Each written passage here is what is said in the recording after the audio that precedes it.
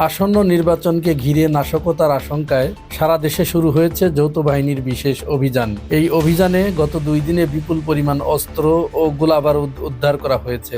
আইন শৃঙ্খলা রক্ষাকারী বাহিনীর দাবি, উদ্ধারকৃত এসব অস্ত্রের সঙ্গে বিএনপি ও যুবদলের নেতাকর্মীদের সংশ্লিষ্টতা পাওয়া গেছে। অভিযানে একাধিক ব্যক্তি আটক হয়েছেন। যৌথ বাহিনীর পক্ষ থেকে জানানো হয়, গোপন সংবাদের ভিত্তিতে রাজধানী সহ দেশের বিভিন্ন জেলায় একযোগে অভিযান পরিচালনা করে সেনাবাহিনীর নেতৃত্বে এক বিশেষ টিম। অভিযানে আগ্নেয়াস্ত্র, গুলি ও বিপুল পরিমাণ দেশীয় অস্ত্র উদ্ধার করা হয়েছে।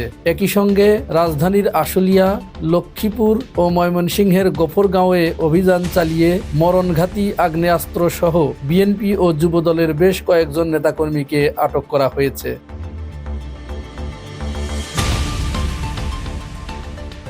আইন শৃঙ্খলা রক্ষাকারী বাহিনীর কর্মকর্তারা বলছেন, আসন্ন জাতীয় নির্বাচনকে কেন্দ্র করে নাশকতার পরিকল্পনার অংশ হিসেবেই এসব অস্ত্র মজুত করা হয়েছিল বলে প্রাথমিকভাবে ধারণা করা হচ্ছে। আইন শৃঙ্খলা বাহিনী জানান, উদ্ধার করা অস্ত্র ও গোলাবারুদের বিষয়ে আমরা তদন্ত করছি। আটক ব্যক্তিদের জিজ্ঞাসাবাদ চলছে। অপরাধীদের বিরুদ্ধে প্রয়োজনীয় আইনি ব্যবস্থা গ্রহণ করা হবে বলেও জানিয়েছেন তারা। তবে এ বিষয়ে বিএনপি এখনো আনুষ্ঠানিক কোনো প্রতিক্রিয়া জানায়নি।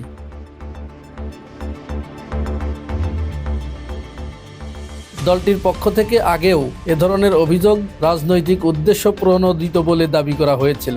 নির্বাচনের আগে এমন অভিযানে রাজনৈতিক অঙ্গনে নতুন করে তৈরি হয়েছে উত্তেজনা।